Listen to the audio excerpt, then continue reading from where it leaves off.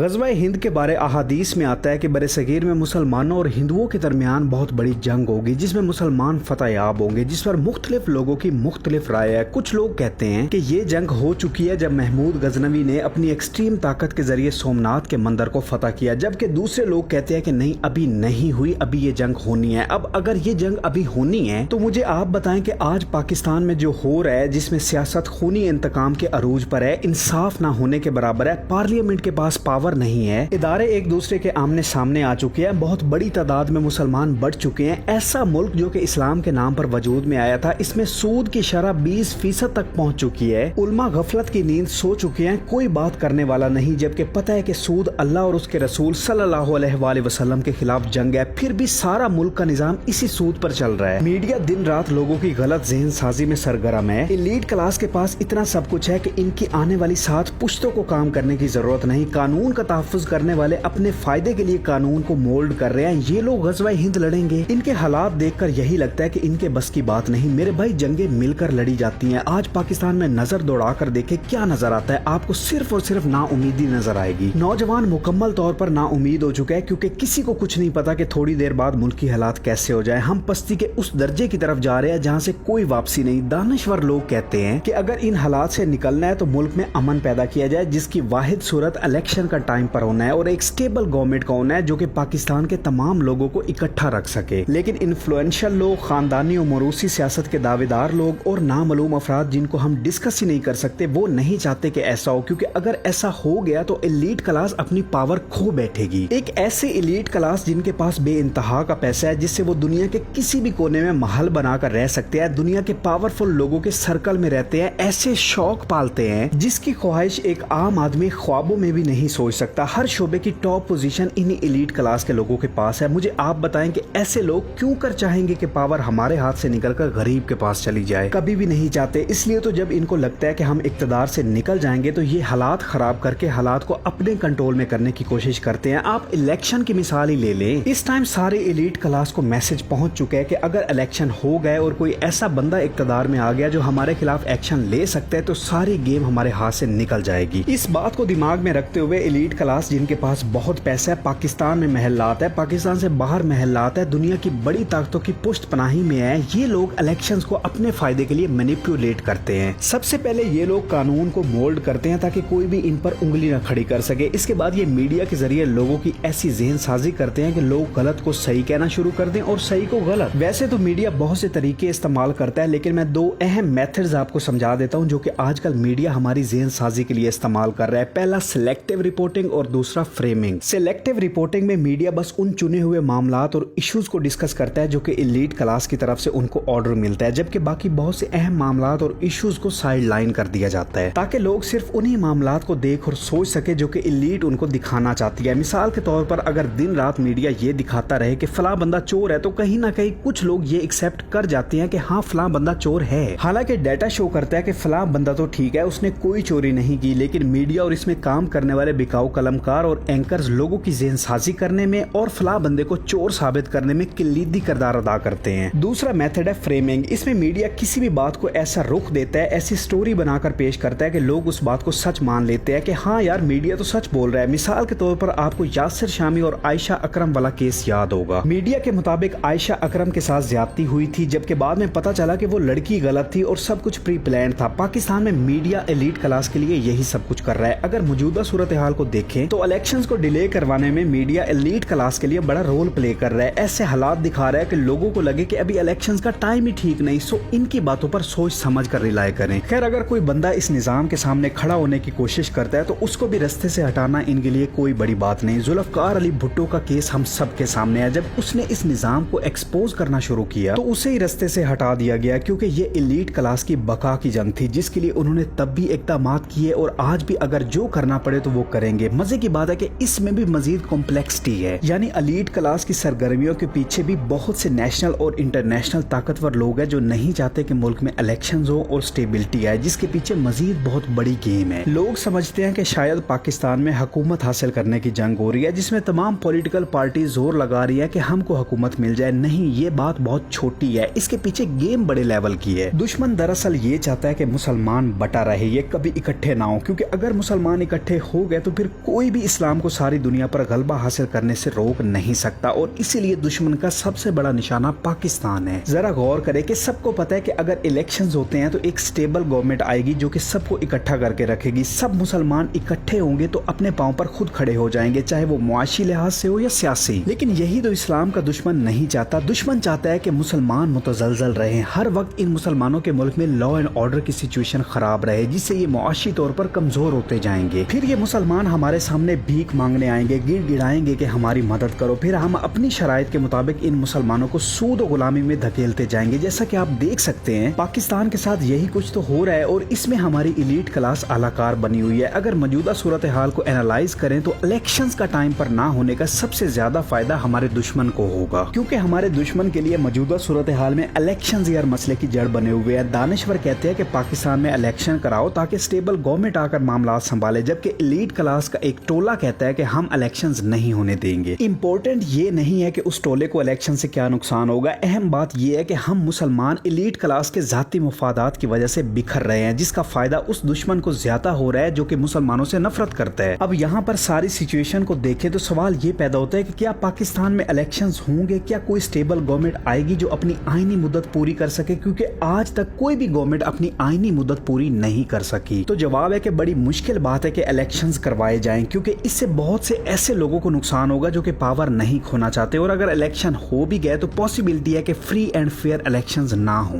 यानी धांधली करके उसको जितवा दिया जाए जो कि एलीट क्लास और दुश्मन को फायदा दे, जैसा कि माजी में होता रहा है। इसका हल आसान है लेकिन ताकतवर लोग ये कभी नहीं होने देंगे। जैसा कि पाकिस्तान में इलेक्ट्रॉनिक वोटिंग का सिस्टम लॉन्च होना चाहिए। यहाँ पर कुछ लोग कहेंगे कि भाई इलेक्ट्रॉनिक मशीन हैक हो जाती है, तो मेरे भाई मुझे ये बताएं कि टेस्ला, पेपाल, ऑनलाइन बैंकिंग वगैरह के सिस्टम कैसे ऑपरेट हो रहे हैं कि डेली बेसिस पर बिलियंस ऑफ डॉलर्स की ट्रांजैक्शन होती हैं। अगर ऑनलाइन सिस्टम का इतना ही मसला है तो मौजूदा टेक्नोलॉजी को दुनिया की लीडिंग कंट्रीज एंड ऑर्गेनाइजेशंस क्यों इस्तेमाल कर रही हैं? ये बस बहाना है, क्योंकि अगर इलेक्ट्रॉनिक सिस्टम आता है तो धांधली कैसे होगी, ये एक टोले का बहुत बड़ा मसला है जो कभी भी ये नहीं होने देंगे, जिसकी वजह से हमेशा करप्ट लोग इक्तदार में आते रहेंगे और मुसलमानों को अंदर से खोखला करते रहेंगे। इसके अलावा हमारे पार्लिमानी निजाम को खुद को मजबूत करना पड़ेगा। इसके बाद अदालतें, जिन पर अल्लाह की पकड़ सबसे सख्त होनी है, इनको मजबूत फैसले करने पड़ेंगे, वो भी बगैर डर के। जो भी करप्शन में पकड़ा जाए उससे इस्लाम के असूलों के मुताबिक निपटा जाए। कसम से हैरानी होती है ये करप्ट लोग जो पैसा इकट्ठा करते हैं, जो महलात तैयार करते हैं, या जो ऐश और इशरत की चीजें अपने पास रखते हैं और गरीबों पर अपने जाती फायदे के लिए जुल्म करते हैं, क्या इनको डर नहीं लगता कि इन्होंने मरकर कब्र में भी जाना है? क्या इस पैसे से अल्लाह के अजाब से बच पाएंगे? ऑब्वियसली नहीं। अल्लाह जो आपका माल और औलाद एक झटके में आपसे छीन ले तो कौन है जो अल्लाह का मुकाबला कर सके? ऑब्वियसली किसी की जसारत नहीं। वो वाहिद है, ला शरीक है, उसकी पकड़ से डरो ना। ये औलाद तुम्हारे काम आनी है और ना ही ये ऐश और इशरत देने वाला पैसा, सो सुधर जाओ। हाँ, अलबत्ता अगर तुम लोग मुसलमान नहीं हो और मुसलमानों के लबादे में हम में शामिल हो चुके हो तो तैयार रहो, जैसा कि सूरत इब्राहिम में आया है कि और ये हरगिज न समझना कि जो कुछ ये जुल्म कर रहे हैं अल्लाह उससे गाफिल है। वो तो इन लोगों को उस दिन तक के लिए मोहलत दे रहा है जिसमें आंखें फटी की फटी रह जाएंगी। बहरहाल आप लोग दुश्मन के हिडन यानी छुपे हुए मकसद को पहचानें। जो चीजें हम मुसलमानों के लिए ठीक है उसको एक्सेप्ट करें। मजीद मैंने उस दुश्मन के बारे में वीडियो बनाई है जिसका जिक्र इस वीडियो में किया है, वो जाकर देख लें, आपको समझ आ जाएगी कि पाकिस्तान में कौन लोग मुसलमानों के लिए काम कर रहे हैं और कौन लोग दुश्मन के लिए। लिंक डिस्क्रिप्शन में है, वो मेरा चैनल भी जाकर सब्सक्राइब कर लें और वीडियो भी जरूर देखें। तो बस मेरी आज की वीडियो में बस इतना ही था। आपसे गुजारिश है कि ये चैनल जरूर सब्सक्राइब करें। तो मिलते हैं किसी और वीडियो में। अपना बहुत ज्यादा ख्याल रखिएगा। तब तक के लिए खुदा हाफिज।